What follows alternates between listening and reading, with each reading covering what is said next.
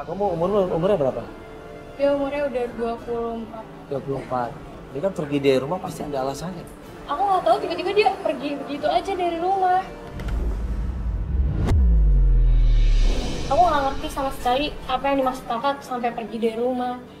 Ibu pun nggak tahu dan sekarang ibu sakit. Ini pasti ada sesuatu.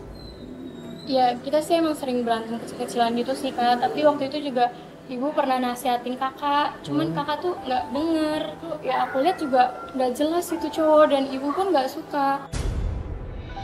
Kenapa seorang anak berani melawan ibunya? Harusnya dia memilih ibunya dong. Kalau kita nurut orang tua, insya Allah itu benar. Orang tua pasti memikirkan yang terbaik buat anaknya. Tapi kalau kita memilih orang lain yang tidak jelas masa depannya, kehidupannya juga tidak jelas, ekonominya juga nggak jelas, bibit, bobot, bebeknya juga nggak jelas. Apa yang terjadi? Ya kita lihat aja nanti episode ini. Kakaknya ini namanya Gita, umurnya 25 tahun. Ya. Dia pergi meninggalkan rumah karena percaya sama pacarnya, sayang sama pacarnya, lebih memilih pacarnya yang namanya Danun ketimbang ibu dan adik.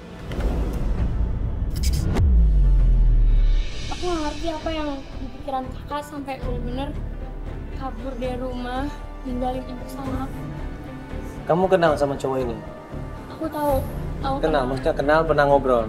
Ngobrol nggak, cuman kayak say hi gitu. Say hi. Kalau menurut kamu cowoknya ini gimana? Ya, sekilas saja menurut kamu gimana? Jelek sih enggak ya kak, cuman penampilannya ini kayak attitude-nya tuh nggak ada. Udah tatoan, terus sama ibu pun nggak sopan. Ibu yang dia sayangin, ibu yang dia cintain coba.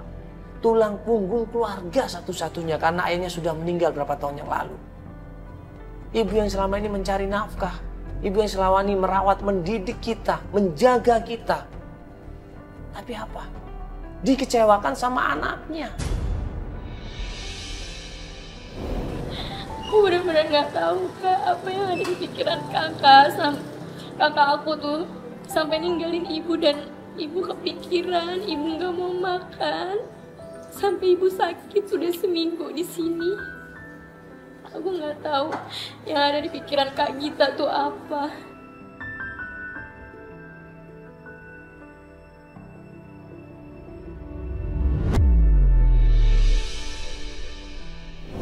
Sudah setahun loh coba, sudah setahun. Ini Gita meninggalkan rumah. Dan ibunya bolak-balik masuk rumah sakit, bolak-balik masuk rumah sakit. Karena apa? Selalu memikirkan Gita. Awalnya tuh sakit dari setahun yang lalu, cuman kayak berobat biasa-biasa. Dan aku udah sama saudara-saudara, sama bude, sama adanya ibu, kakaknya ibu, bawa ibu kemana-mana. Nggak sembuh-sembuh juga. Sampai sekarang, ibu udah nggak bisa apa-apa, Kak. Astagfirullah. Aku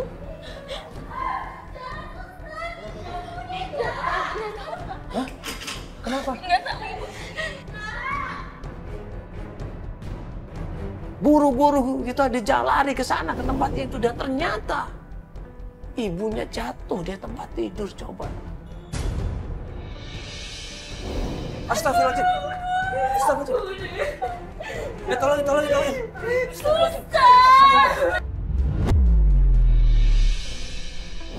Angkat tangan. Astagfirullahaladzim, tolongin.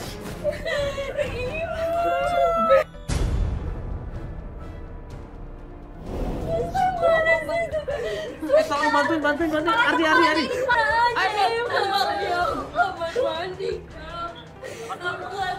Ayo, aku nggak tahu, tahu dia udah kayak gini. Tante naikin bareng. Kamu panggil suster kamu. Sebentar, suster, bentar. Ini dia.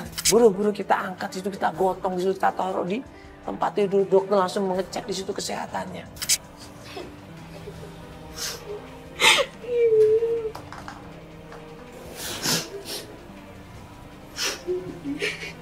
Iya, nggak apa-apa sih mbak, ibunya mungkin karena pikiran atau stres, makanya ibunya jatuh pingsan. Tapi nggak apa-apa, jantungnya semuanya normal. Gue tanya sama dokter, gimana dokter keadaannya? Ya istirahat saja mas, insya Allah baikannya, mudah-mudahan Allah bisa memberikan kesehatan.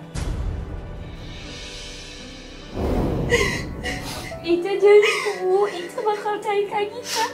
Ica bakal temuin Ibu sama Kak Gita. Ibu jangan ninggalin Ica dulu ya Bu ya.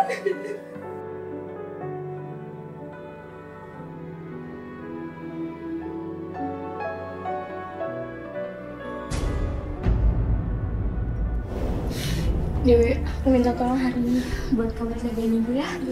Jangan tinggalin Ibu lagi, jangan sampai Ibu jatuh lagi. Karena aku udah janji sama kakak buat cari Kak Gita. Enggak, gini Ica, kalau emang kondisi ibu kamu masih nggak mungkin kan, nggak apa-apa, besok aja kita pencarian. Iya, nggak usah. Bener, nggak apa-apa. Hari ini aja ada Dewi kok yang buat jagain Ibu. Dia harus segera mencari kakaknya. Ica berharap dengan mencari kakaknya dan bertemukan kakaknya dengan ibunya, Ica berharap ibunya bisa sembuh. Mereka bisa berkumpul kembali, bisa bersatu kembali dalam sebuah keluarga yang sakinah mawaddah warahmah.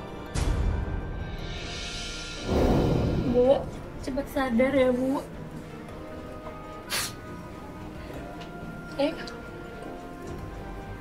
Gue titipin juga.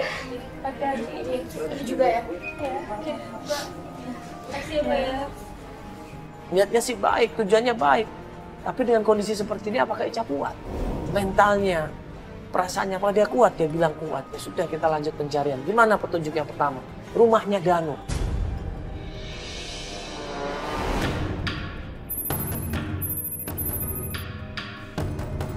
Permisi. Nggak dikunci. Permisi.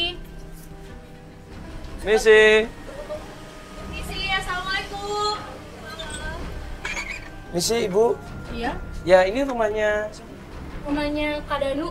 Betul, ada apa ya? Ya, enggak Ibu, ini kita dari Antv mau ngobrol sebentar sama Mas Danunya. Ada? Mas Nggak Danu? ada. Anak Oh, saya nggak nggak ada ada. di rumah. Hah? Oh, anaknya Ibu. Iya, betul. Oh, lagi nggak ada di rumah. Pulangnya kapan Ibu kira-kira ya?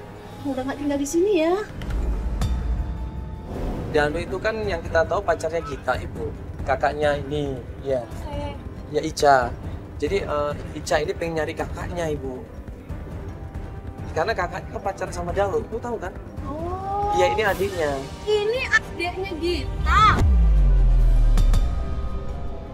Diapain kak anakmu sama kakakmu? Ah? Enggak, Bu. Kakak saya nggak kayak gitu, Bu. Nggak mungkin. Kakakmu wanita baik-baik. Nggak nanti anak saya dan sama keluarga, tau nggak? Hah? Lu pakai gimana, Ibu? Coba. Jangankan orang tua sama Allah, sholat aja dia udah nggak lagi. Dia pergi dari rumah. Nih kakaknya ini nih. Dia apain anakku sama kakak? Kakak saya nggak kayak gitu, Bu. Memang kakak kamu begitu.